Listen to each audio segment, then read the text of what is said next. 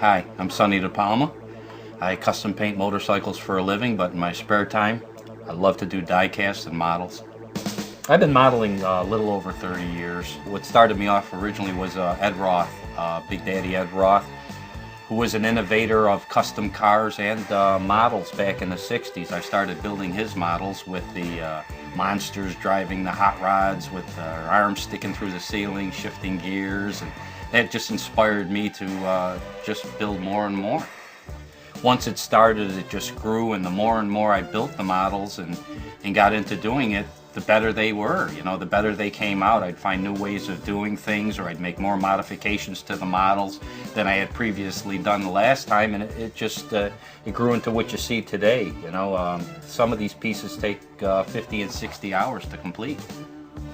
After I'm done with a piece, it goes on display on top of the entertainment center for a few weeks, and then after it starts getting dusty, it gets cleaned and put away in boxes. I've got boxes upon boxes of die casts and model cars that I've built over the last 20, 30 years that I paint them up and I keep them. Someday if I have a house large enough with wall space enough, I'd love to put everything out on display. It's just I've got such a quantity of models, it's unbelievable. As soon as I'm done with one, I like to start another.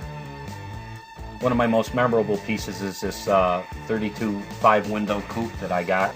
This was manufactured by American Muscle Machines. What I did was I cut the floor out of the body and I lowered the body down over the frame rails to give it that 1960s retro look, the lowered look.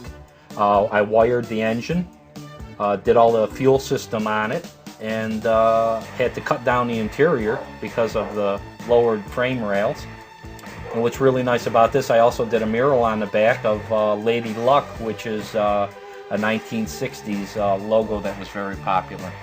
And this also was clear urethane and buffed out. As far as the painting process goes, when I get a die cast, the first thing I do is I take automotive stripper and I strip the body down to bare steel. And then, of course, you wash off any residue that may be left on it, and then I use a regular automotive primer, and I prime the bodies. Do any body modifications that I may do, as in this Cadillac Escalade, I filled in the rear doors and the rear windows with automotive body filler. And then I painted the car base coat House of Color Purple Pearl. And then all of the artwork is painted on there by hand with airbrush, also with a paintbrush. Some of the detail is so fine that the airbrush can't go that small. So I use paint brushes and acrylic paints to do the really fine detail, as the little craters in the skull and the outline around the outside of the flames. And then after all of the artwork is done, they're clear coated with regular automotive 3-part epoxy clear. And I eventually, after they dry, I do rub them and buff them out the same way you would treat a real vehicle. Being die cast in steel, you can use all of the same materials that I would use on a real van or a real truck. I like all different sizes. That's what makes it so much fun. There's just so many different scales available, from 1/43 scale up to 1/24 scale, and some of these pieces are up to 1/18 scale. Be honest with you, I wish someone would build one 10 foot long. I would love to paint it. I also do remote control cars. I don't only do models and die casts. Just the bodies that are available today are just so cool. This is a 38 Chevy coupe I did. Painted it with all automotive paints. I painted the outside of it in yellow and orange pearls, which are very nice. I fabricated a wing in the back to give it that race car look, and I fabricated a set of wheelie bars as well. And to give it a little attitude, I put a big mean bulldog on the back holding a handgun, busting out the trunk of the car. This is a resin kit. I think it's around 1/18 scale, maybe a little bit larger than that. This is by a fellow sculptor by the name of Jerry Petrie up in the Northeast. And he created these as a tribute to Ed Big Daddy Roth, who was responsible for the original design and concept of this kit. I did a few modifications. I fabricated the base for it, of course, And instead of the shifter ball, I added a really neat skull with ruby eyes. Look a little bit more menacing. And did a wild paint scheme on it, as well as this little rat fink up front sitting on a nitro gasoline can. It looks like he just filled the car up with gasoline and he's giving them the thumbs up to fire it up. Yeah, on the back I did a little mural of Ed Roth wearing an airbrush t-shirt with a pinstriping brush in his hand, and it looks like he's applying the pinstriping to the back of the car.